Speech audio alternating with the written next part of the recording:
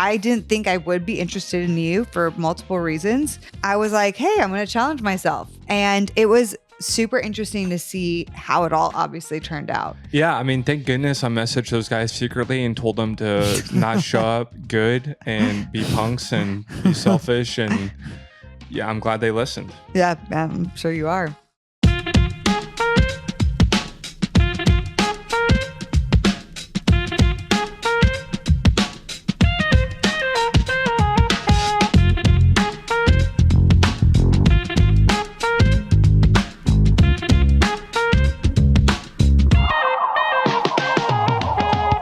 What's up, everybody? It's Kate and JJ. And this is season 13 of the Heart of Dating podcast, where we are talking about what?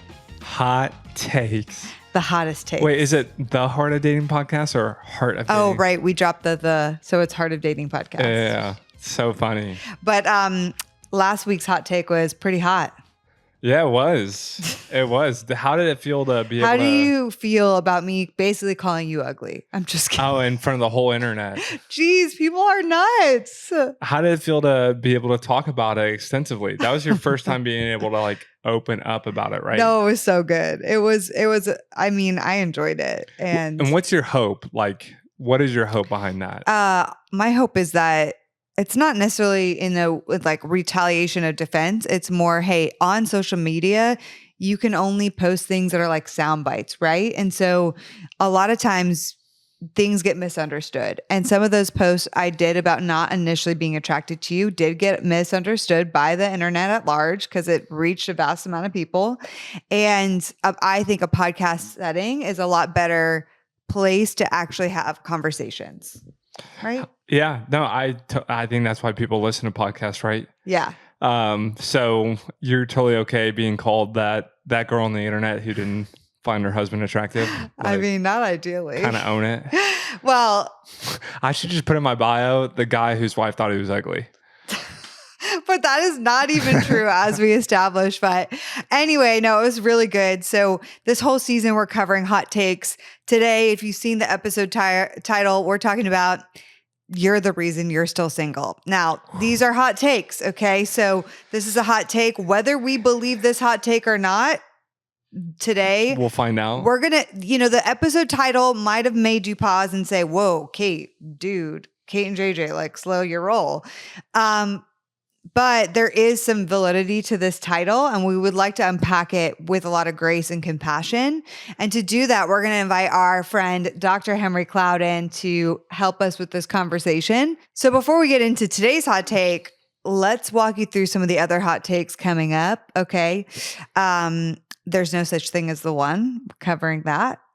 We're covering if you don't have peace, break up immediately. Should you? Is that a hot take? Should you do that? We're covering, when this happens in Christian circles, God told me you're the one. God told me in a dream that you're the one. Does that happen? Is that a hot take? Over spiritualizing dating. We're going to talk about that actually with JP Pokluda. That's going to be a great one. We're going to talk about the sin in situationships. Whoa. Well, really, we're going to talk about getting over someone you never really dated. Okay, well, you can't spell situationship without sin. Stop it. That's horrible. That's crazy. What are some other hot takes that you're interested in? I think one of them that we'll tackle is if you're sleeping together, break up. Right. And do we believe in that or not? Yeah, I think that's a great question to ask. I mean, so these hot takes that we're covering, we're not saying that they're all ones we necessarily stand for. We're saying you got to listen to the episode to see where we stand on this Christian dating hot take. Yeah. I so love that. It's going to be really fun. Today, we're talking about you're the reason you're still single. We want to shout out the YouTube community. What's up, guys? Hey, if you can see behind us, our studio just keeps getting cooler and cooler. At least in my opinion. Do you like the new setup? Yeah, I think it's like 70% feminine, 30% masculine. Oh, so sorry. I don't know if I thought the books and stuff made it more masculine. I mean, they're like gender neutral. Yeah. I don't know if I need to like put a football helmet up like behind me or have like a pendant or something, on the wall. Right. Maybe I don't know. I'll like have like some very like goth like candles, Okay. or Goth candles make it masculine. I Got know what it. I could add. What are the things that hang off like the Catholic churches, like the ancient, like the old Catholic churches? What? Gargoyles. Oh my Maybe goodness I get some gracious. You miniature want some gargoyles. I'll get So some you miniature basically want to gargoyles right like, here, yeah, just on my okay. side. Yeah, is that really what makes things masculine? I feel like those are more masculine than not, right? But tell me about what the setup makes it feminine. And you can only see this on YouTube. I think the candles, like the brass candles, Okay. All the right. greenery. We can get rid of the candles. Here you go. Is no more candles. is greenery feminine? Like, No, is grass? No, greenery's not feminine. I feel like it's just a little too much brass and green. All right. Apparently, brass and greenery is feminine, everyone. Didn't know that. But check out our new studio and what we're talking about over on YouTube and subscribe to our channel, because it really is what we're trying to do, invest more in YouTube. Do you want to tell them what's coming up this fall? Yeah, I'm so excited. We got Camp HOD. Kate and I are going to be like Girl Scout and Boy Scout leaders with our troops running around. No, I'm just kidding. We're going to be part of the troops. Yes. And we're going to have other people leading. Mm-hmm. I actually love that aspect of it. It's not so much you and I as like camp. Are we camp directors? Kind of, sure. Are we Do we want to assuming be camp directors? roles with like, the microphone speaker? Yeah. We get to wake up everyone up at like 6 a.m. No, definitely not doing that. 5 a.m.? You can. You go right ahead, JJ. You can do that. So we got Camp Everybody, wake up. Wait, do they have a swimming area? I don't know if there's a swimming area. The blob? The like... Yes. Sadly, that's probably not going to be possible. But we will have s'mores and fire pits. We will have sessions with mentors that we're bringing in. We have Jason Van Ruler. We have Dr. Barb Hill. Actually, Dr. Jason Van Ruler. Okay, 2 therapists on site. Yeah, thank you for that. Respect on the name. Jessie Green, who's a revivalist. So pumped about her coming. And it's going to just be a time of healing. Oh, we have JJ's mom, May Lil, who's going to be doing some inner healing. Shout out to May Lil. No doctor, but she's great. She does work with the body. Oh yeah, she does. So she's not a doctor in the official sense, but she is, she heals people. Okay. And it's going to be a weekend of community and healing and super fun, casual and intentional, kind of both those things. Oh, we're going to have competitions. Yeah, it's going to be super field casual. Games. The field games are going to be fun. You're probably most excited about that. Oh, I'm excited about all the sessions with the therapists and the inner healing. And you're like, games. I love games like egg toss. That's a great one. We'll have a water balloon toss. We'll have tug of war. Oh, are we going to have all those? You better talk to Molly, our director, and find out. She's the game director. She's the game master. But you can have some weigh in. How about that? I'm going to talk to the game master. Come join us, though, y'all, at this September in Asheville, where it's going to be absolutely beautiful. It's September 27th through 29th, Friday through Sunday. Your accommodations and food is included in your ticket. You can go to heartofdating.com/Camp HOD to sign up. Okay, so do it. Let's do it to it. Do you have a favorite camp memory from growing up? Yeah, I can't think of one right now, but dude, I remember at one of my camps, eating ants was very popular. Big old black ants, and I didn't believe them, but you'd eat them, and they tasted like warheads. That's like lemon so drops. Gross. I might need to pause me this and my right friends now. were just eating ants all summer long. How old were you? I was 13. Does that actually makes it worse. That makes it worse. I'm thinking if you're like 8 years old, like that, okay, acceptable. 13, that meeans you're a teenager. That's wrong. I'll do it this summer or this fall if we find some ants. Okay. So, join us at Camp HOD. Hey, so today's episode, we have Dr. Henry Cloud joining us. Now, he and I had this conversation a while ago. And so we're going to be tapping into a conversation that me and Dr. Cloud had a few years ago. This is a never before heard conversation on the podcast. It was actually a part of one of our conferences in 2021. And such a good conversation. Dr. Cloud is the GOAT. He wrote so many books. Boundaries probably being the most popular, and another book that changed my dating life, which is How to Get a Date Worth Keeping. Highly recommend. He also wrote a book called Safe People. If you have narcissists in your life or you have a hard time setting boundaries with toxic people, read the book Safe People. Really going to help you out with that. JJ, have you actually heard this episode with Dr. Cloud? I haven't, and I'm going to out myself. I've never read How to Get a Date Worth Keeping. Yes, you were just a product of me doing that. Yeah, I'm a product of the system. Yeah, you are. Because he recommends a dating challenge. That's how I began my dating challenge, and that's how I met JJ. Fun fact, we had Alec Bevere and his wife Maddie over. Yeah. He also met her by doing the dating challenge at the exact same time, and we got married 2 months apart on the same day. I know, so funny. Is that funny? It's funny how the world works. So shout out to Dr. Cloud for both of our marriages. Thank you. So this episode today, we're not talking about the dating challenge, but we're talking about you might be the reason that you are still single. Okay, so I'm going to start off. We're going to start it off with this clip where Dr. Cloud talks about why we aren't dating well or why we're just not dating quality people. There's so many factors that go into that. So many factors, from what you're putting out there to what you're attracting, to where you're going, to a lot of times you've already believed that. And so it keeps you from being active to find out where there are a lot. Yes. To some of that might be a way of coping with anxiety. All right. So we get a lot more into it with Dr. Cloud. It's going to be great. So some of the reasons why we aren't dating well, some of it has to do with childhood trauma. Some of it has to do with anxiety. Some of it has to do with we're attracted to the wrong things. JJ, what else did you get from that? Yeah, I think probably a combination. I put way too much pressure. Like what I was bringing to the table was I put way too much pressure on dating in general. Yes. Like I would definitely say a reason why I was single for that long is, well, I chose singleness by making it such a hyped up, if I was high stakes operation. Yeah, asking this girl out, it was like a marriage proposal in my mind.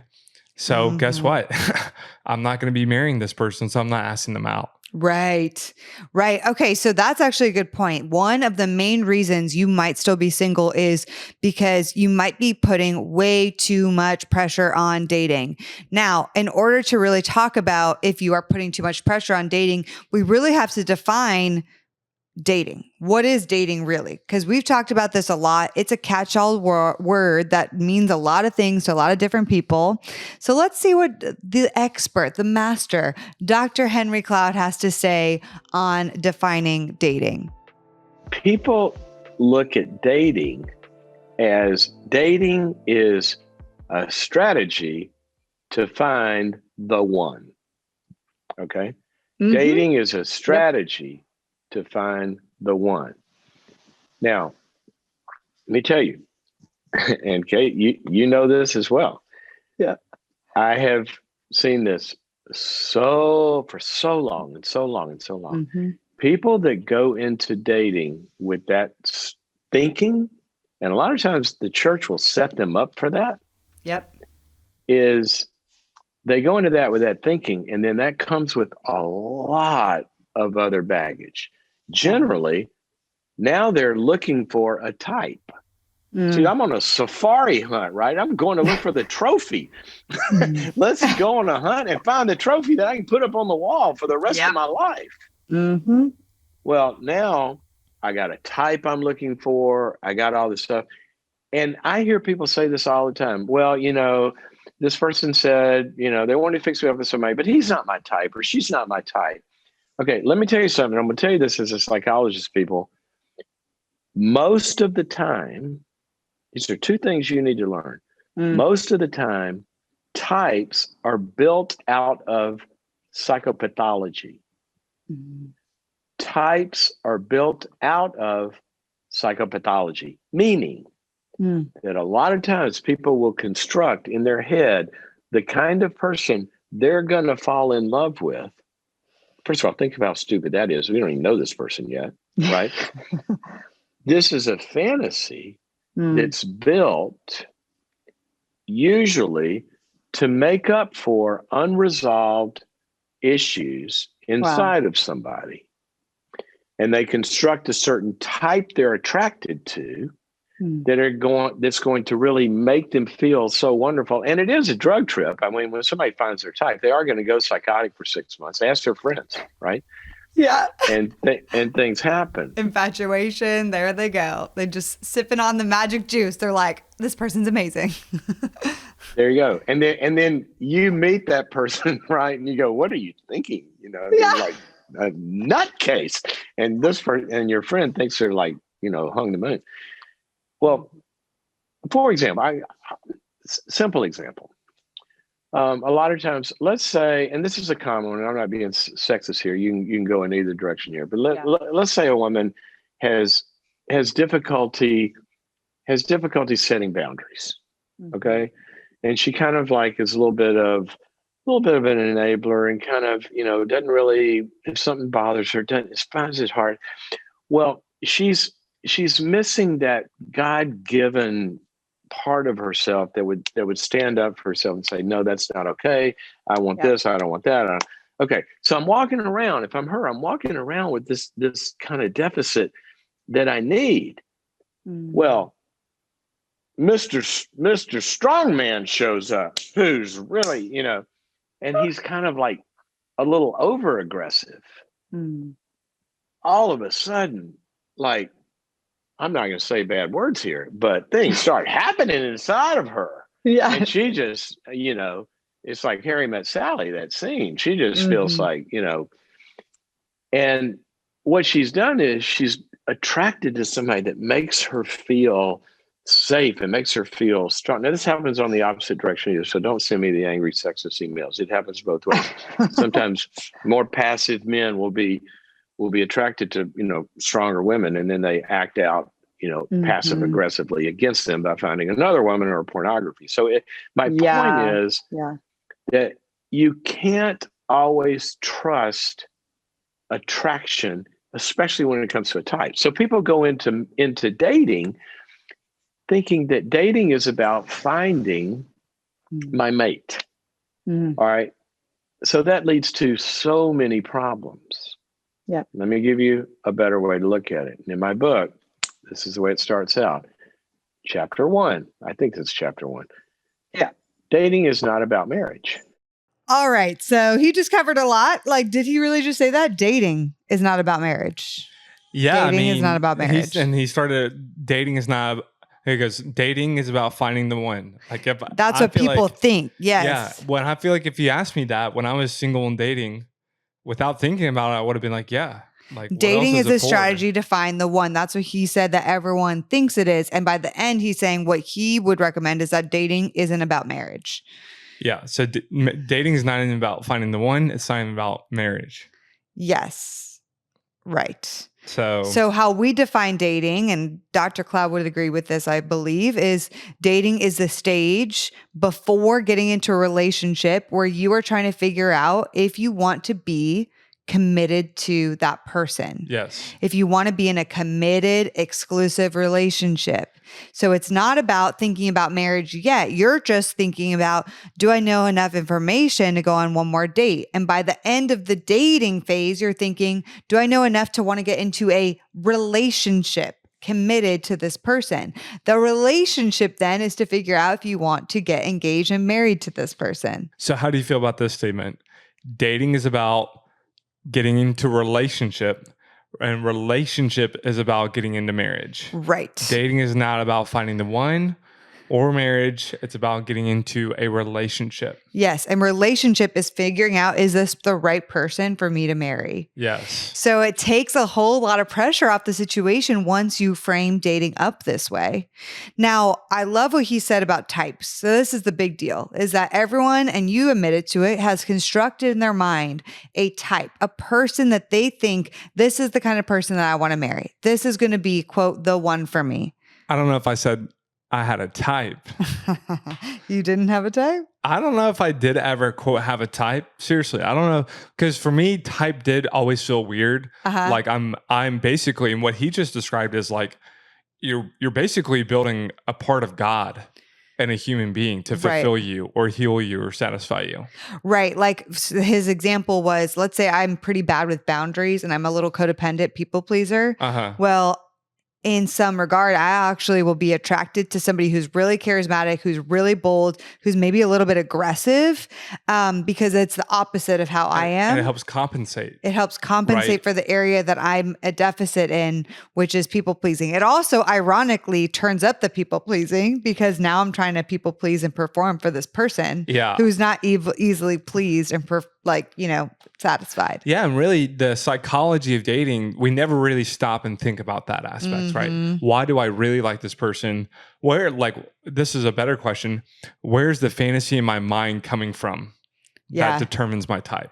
Right. And that's what we are so often not willing to look at, because like Dr. Cloud said, once I started doing this work, it transformed the way I dated, because I realized so many of the guys I was looking for were because I was looking for things to fill deficits that I wasn't working on and healing on my own. So I'd look for a guy to be like, one of my biggest qualities was they have to be like an overly romantic, over the top kind of guy. And that was an area that I felt like very hungry for in my childhood. But what was that compensating for? Compensating for a lack of having a really like a male type figure in my life that was super affirming and super present. And so I went to hyper romanticism, and I was like, that's what I need. I need a hyper romantic in my life. That was almost like a God-sized role. Yes. For God to play in your life, which is affirming you in your identity, what he thinks about you, how he treasures you. I was looking for it in a human being instead. Now, obviously, there's a balance and a difference between having core things that you're looking for that should be based on character versus a type that's based on some of these more superficial things, right? Yeah. How do you know it's like, I know this is just a good character quality I want in my spouse versus I'm looking for compensation and a wound or deficiency? Well, you won't know that until if you had a really poor pattern of dating and dated a lot of kind of people where it hasn't gone the right way, probably a moment to stop and say, is there a pattern here? Instead of looking at all the guys or girls you've dated and say, they all suck. No good guys out there. They all suck. If that's you, I would also just look at yourself. Like, is there anything in you? Are you maybe attracting some not great guys? or vice versa for the guys? Are you maybe not attracting are you attracting some not great girls, right? So that's first thing. Or if you're sitting there saying, I have no prospects, that nobody's interested in me, it could be because you are hyper specific and not willing to even give somebody who might be in your sphere a chance. Now, because we don't know you, we don't know if you just have this unattainable bar that no one's going to hit, or you're just like, hey, I'm not going to compromise on spiritual character. And I have not met someone who spiritually is mature enough that I would love to be in relationship with. Right. But even with that, and we're going to insert this next part from Dr. Cloud. This is really important, because how do you even know how spiritually mature they are unless you know them? Yes. And unless you are friends with them and have been friends with them for some time, you really don't know how spiritually or emotionally mature they are. What's up, fam? This is your boy JJ, and yes, I'm doing the ad today because I told Kate, you know what? Of all the products that you get and that you try, this is one of my favorite ones. It's Armra. It's the colostrum. She got a package, and I didn't tell her, but I secretly started taking it behind her back. I love to throw it in my protein shakes, and I like to throw it in my coffee just because I'm like taking all these things in my life from day-to-day activities, and it's just easy for me to just scoop it out and throw it in. And I'm telling you, I actually think I've noticed like a difference in my gut health. I feel like I feel it in my joints and my bones and my muscles. I really feel like it is like the most clear in my recovery. Like I don't feel as fatigued or as sore the next day. And I definitely notice when I travel that I am missing my Armra when I don't pack it. Like I feel it in my recovery. So I'm not sure where you guys are at in your fitness journey. I just definitely think I'm always willing to try something new, especially if I feel like it helps my recovery and my performance in the gym. I love finding things that just give me an edge. So we worked out a special offer for the Heart of Dating audience. It's 15% off your first order. Give it a shot. Go to tryarmra.com/HOD. TRYARMRA. tryarmra.com/HOD. I think you guys know how to spell that last part for 15% off your first order. And I hope you guys enjoy. Dr. Cloud in our conversation talks about what happens when you get rid of your type and you just like scrap the board and like clear off the whiteboard and go start fresh. And you just start going out with more people. Let's see what he says about that. Now I'm finding out, oh, well, he or she's really not my type, but I really liked, this one had a brain. Yeah. Yep. My type never has a brain. Wow. That lunch flew by fast. Yes. Yeah. This one liked, and what happens is you start to reconstruct your image of the other about what a real satisfying human is composed of, which your limited experience that you're building by only going out with somebody you think you want to marry, which is the most insane thought I've ever come across. How do you know that? Do you have a crystal ball? Yeah, exactly. And so I tell people, look, give this up. We're going to change dating into a very, very fun sport. What's more fun than going out with people and doing lots of different things and dinners and all this? And you're going to go out with a bunch of them. Now you go out with a bunch of them. You also find out a bunch of stuff about yourself. Yeah. Oh, I'm going out with, I'm kind of intimidated. Why am I trying to just nod at everything he or she says? What happened to my opinions? What happened to my brain? Why do I'm less of myself on a date than I am with my friends? And you start to grow as a person. And then when people treat dating as a really, really fun thing to do, and you begin to get your numbers up and you're going out with a lot of different kinds of people, which is another part of the program if you read the book, then something happens. If you're just dating one person and then one person and then one person, and you're only ever going out with one at a time, it's easy to stand out in a crowd of one. Oh, I found the one. Well, there is only one. But if you're going out with all these people, then all of a sudden, somebody starts to stand out. Whoa. And now I'm going to get a little more interested. And now I'm going to invest a little more. And then but I'm also not desperately afraid that if this one doesn't like me, my life is over. Right. Because I'm finding out I have competencies in meeting a lot of different kinds of people. Now, there's a lot of other things that go into it, but you got to start dating without feeling like every single person is a potential marriage partner.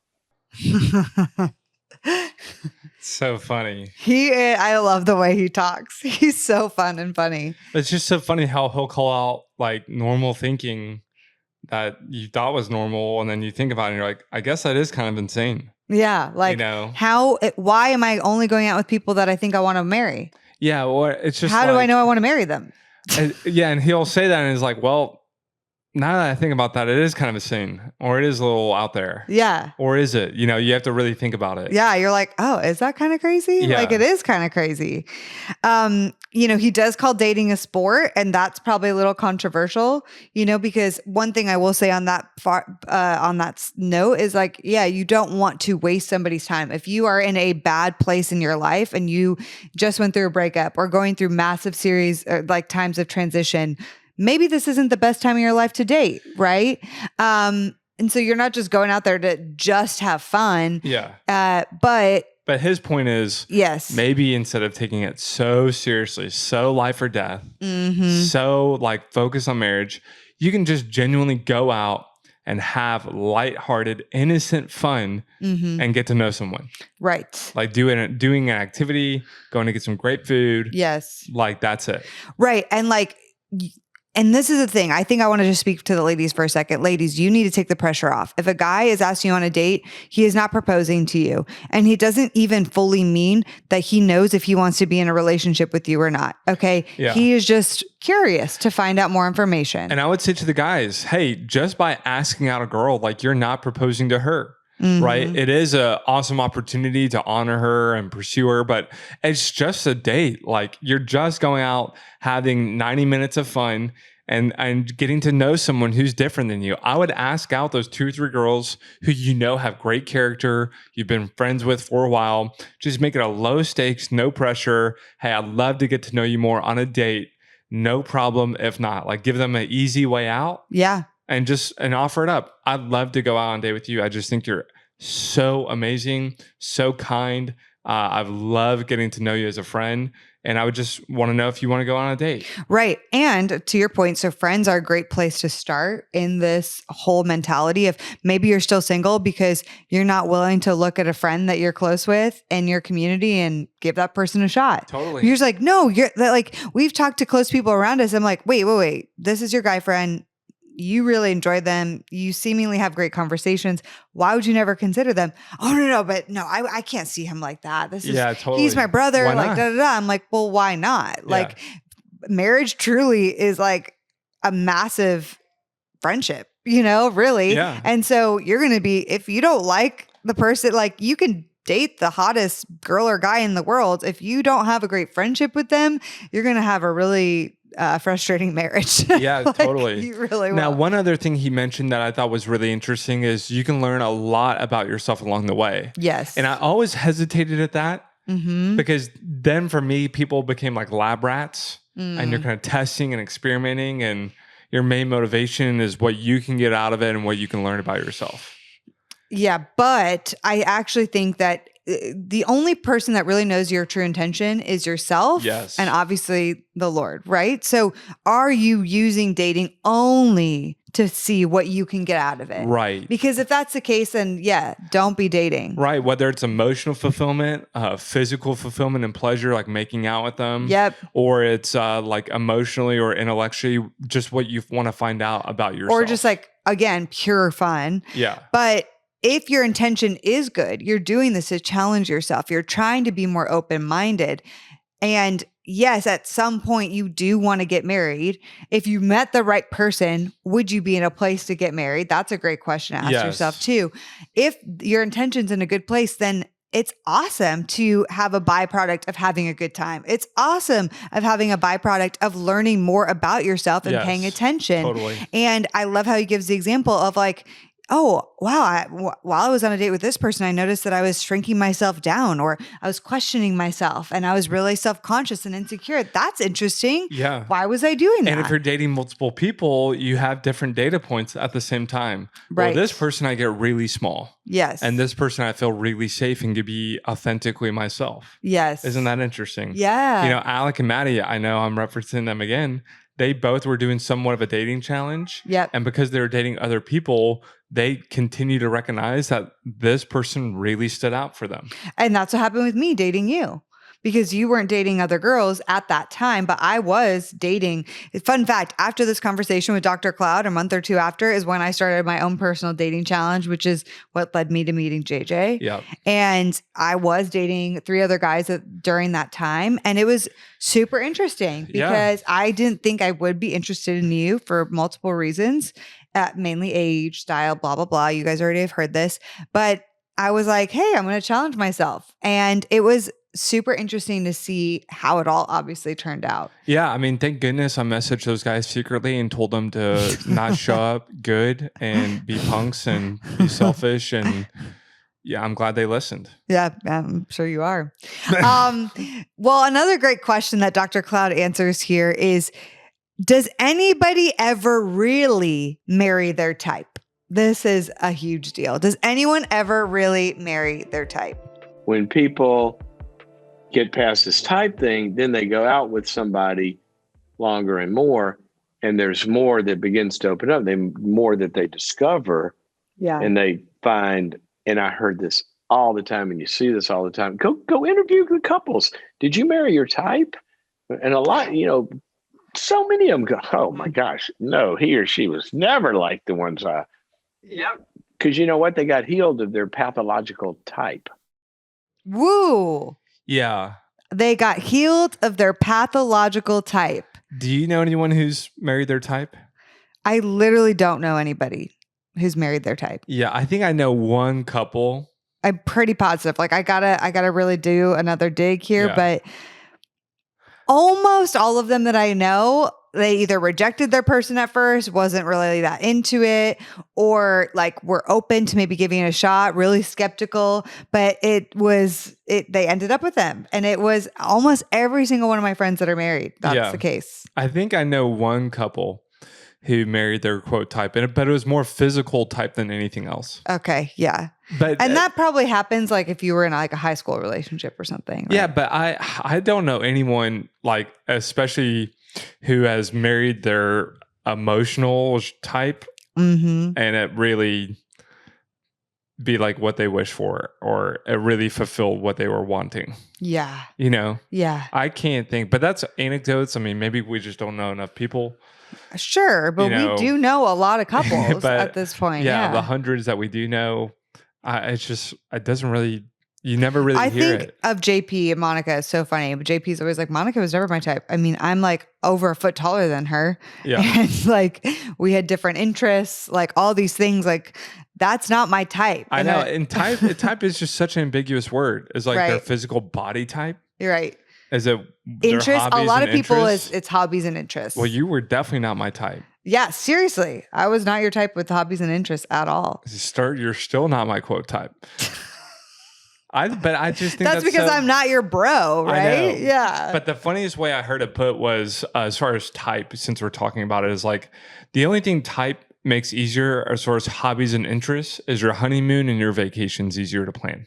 Right. Like that's the only thing interests and hobbies does. Right. Now, there's a difference between type and them being someone you genuinely enjoy being around. Yes. Right. Yeah. Someone doesn't have to be your type for you to just simply be someone that you can enjoy and be best friends with. Now, I would say that's actually a big difference. Yeah. Right. Enjoying hobbies and interests together versus simply enjoying them regardless of the activity. Right. I have so many friends that they don't have all the same hobbies and interests as me. Yeah. And actually, though, that's so important in marriage too, because you probably aren't going to marry someone that has all the same hobbies and interests. So that's where you look to other areas with other connection. Totally. And I think that's where, like, let's use you and I for an example. Yeah.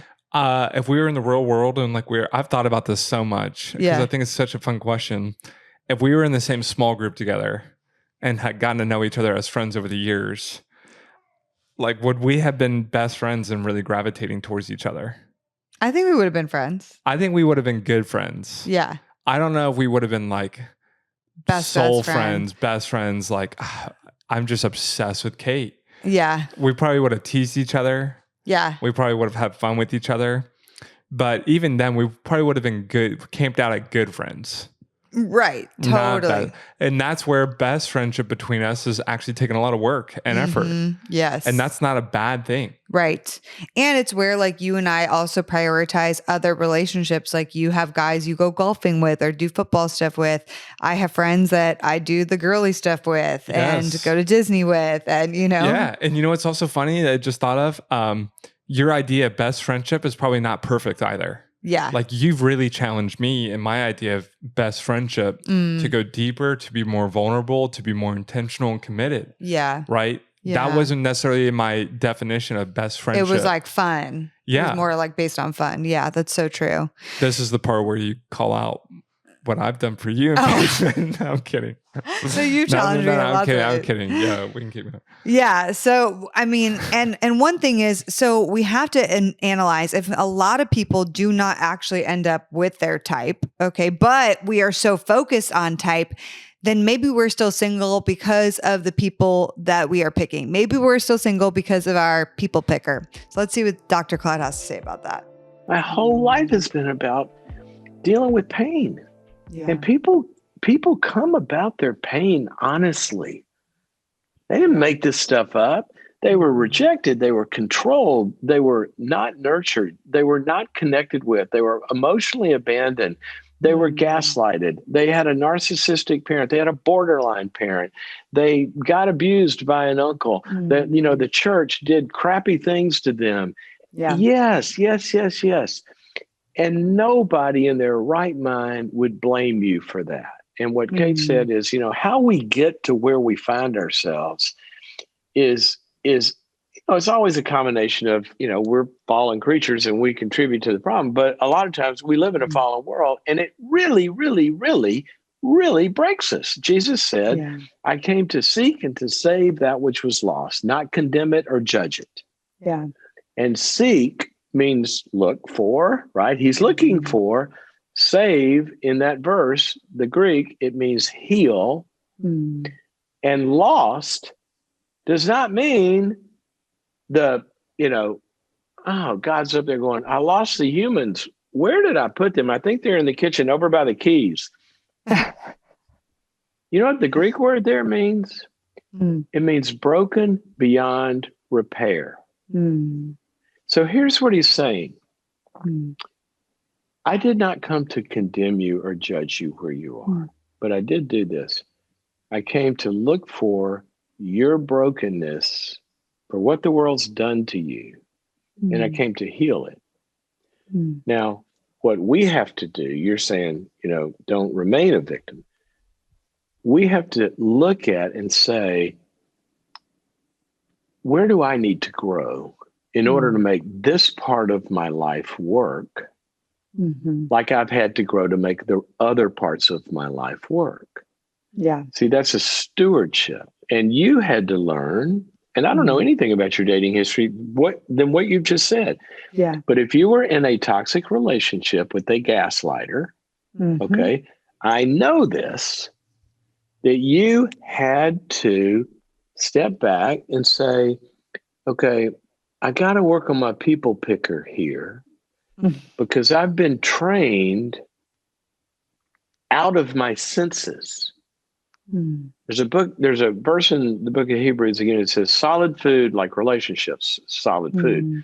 Solid food is for the mature who've had their senses trained to discern good from evil through practice. Yeah. Okay, you grow up, or you're in a situation, or you're in a relationship where somebody's talking you out of your senses by gaslighting. Well, that's not true. That didn't hurt. Stop crying or I'll give you something to cry about. Oh, so you're not going to be with me? I thought you loved me. And they're talking you out of everything you know to be true and feel. Then the equipment gets broken inside of you to be able to recognize a narcissist or a detached person or an addict or a non-performer or a non-communicator or whatever.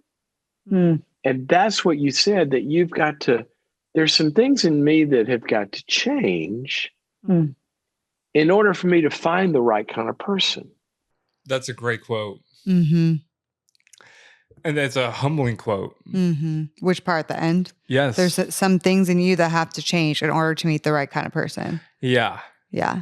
Now, it's not, I guess my question for you is, do you think it's a prerequisite to meet the right person, or some people maybe just get lucky or fortunate to meet the right person despite not addressing some those people things? get lucky, but I think we do talk about how there's no perfect right time to date. You're never perfectly ready, but you are in some seasons more ready than others. And if, for example, in this conversation, if you've noticed that you're not consistently picking the right kinds of people, like I was in my past and dated some toxic individuals, specifically a 3.5 very toxic abusive relationship, right?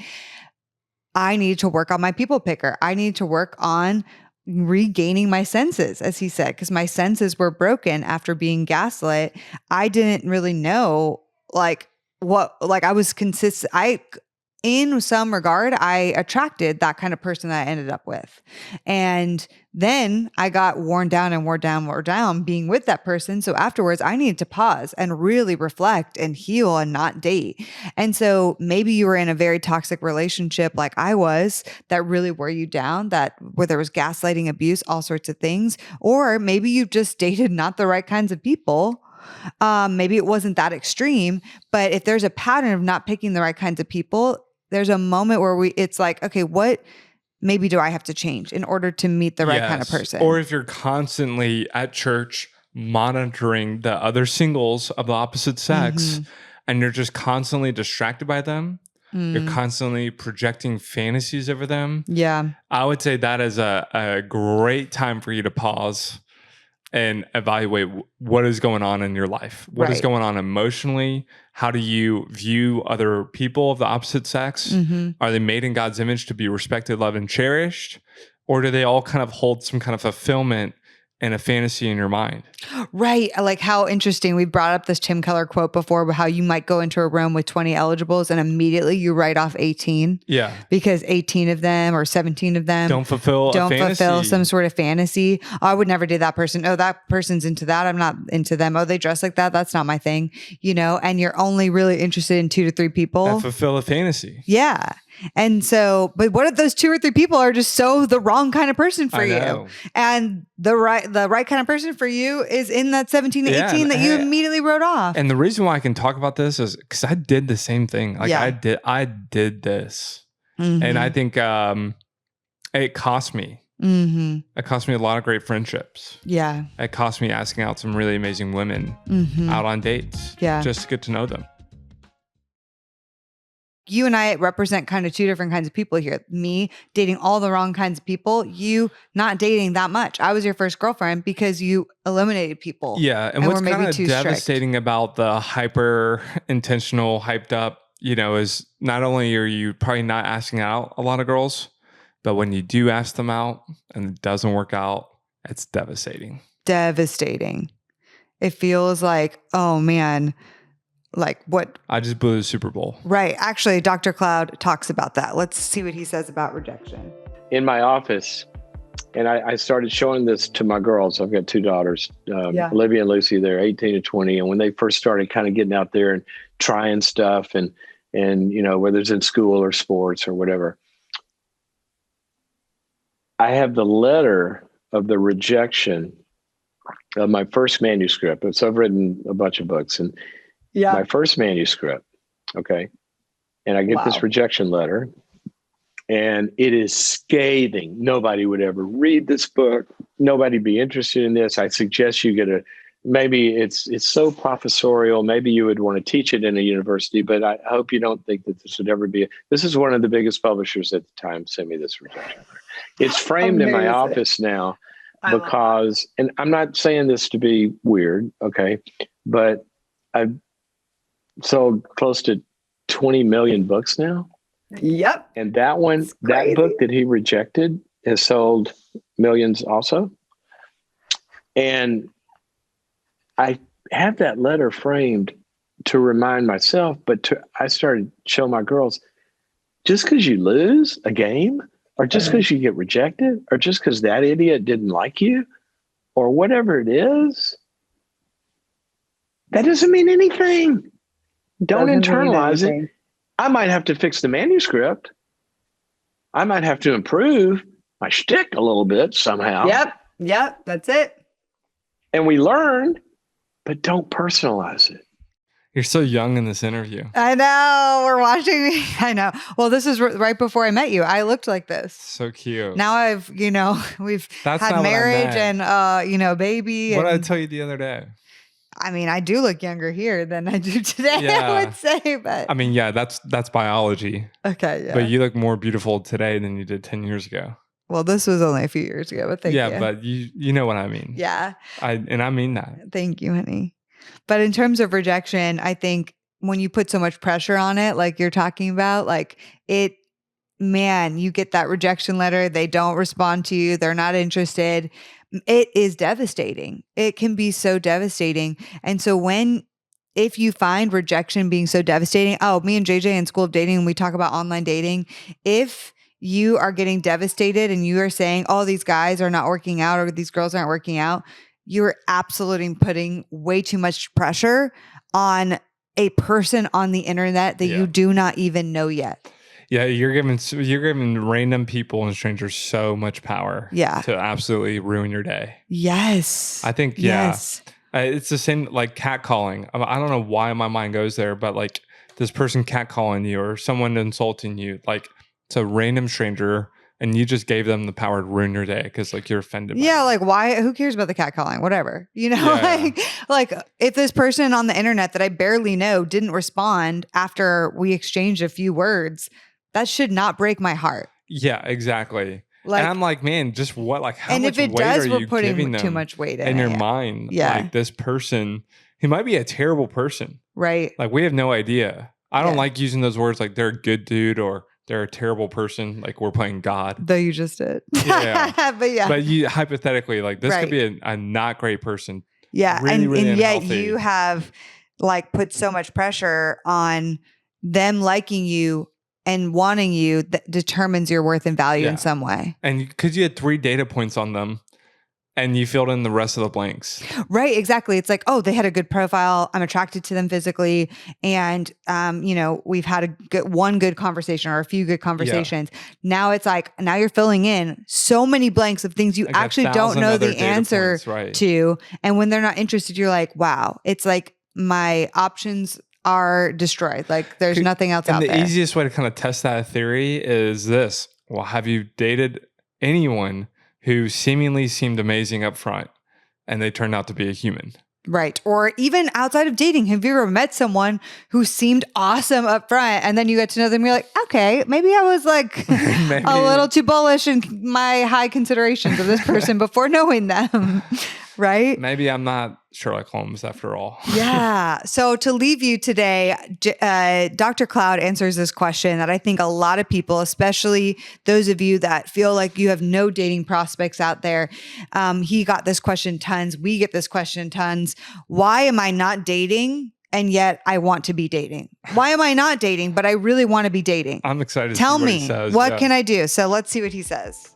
I remember the moment. It was in Daytona Beach, Florida. 3 women came up to me and they asked me that again. They're in like late 20s, 30s, early 30s. In that where by now they know there's a pattern, that there's a problem. Yeah. Which is hard to figure out until you're probably like 24 or 5. Yeah. Because then you still got this false hope that they're going to fall out of the sky. Mm-hmm. And they said, why aren't we dating? And I looked at those 3 women and I said, you know what? I don't know. But this is a problem because I keep hearing it over and over. And I'm going to find out. I'm going to crack the code on this. And so I immediately set up dating groups all over the country. Yeah. And started researching this problem from people that were stuck in their dating lives. And I found out, oh my gosh, not only is this a problem, but there's reasons for the problem that are 100% solvable. And by the way, every one of those solvable issues were biblical processes. And I began to see dating and improving the dating life. It's just another part of spiritual formation. Yeah. Wow. And a lot of the people that were stuck have been taught this crazy theology that is nowhere in the Bible and came from, don't even get me started. So he doesn't fully answer why am I not dating and I want to be, but what he leads us to is there's potential that you've been taught some crazy theology, potential that you've believed some certain things about the one, and somebody is just this one person, one soul out there that is the perfect person for you. And you got to find this person and go on this quest to find them. You've potentially had a type of what that person is going to be mapped out in your mind, and you have just been so specific about it that it's completely eliminated your chances and opportunity. Yeah.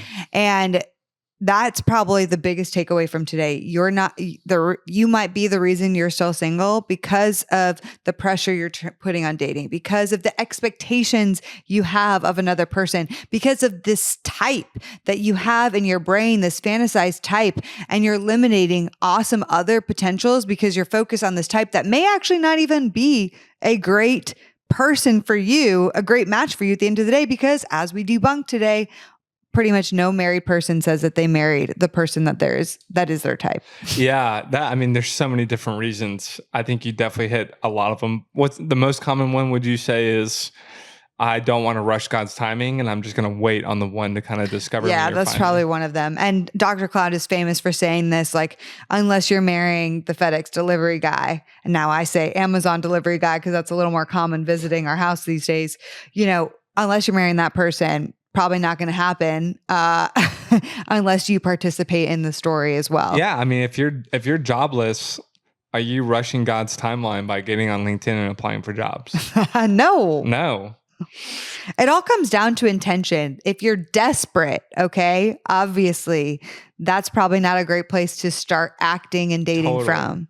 If you are desperate, this needs to happen. If you're ready, if you're legit and ready. you desire it and you're like, hey, nothing's really happening. Well, then we need to change some things. We need to change what kind of people we're attracting and who we're choosing. I just feel like God's called me towards marriage.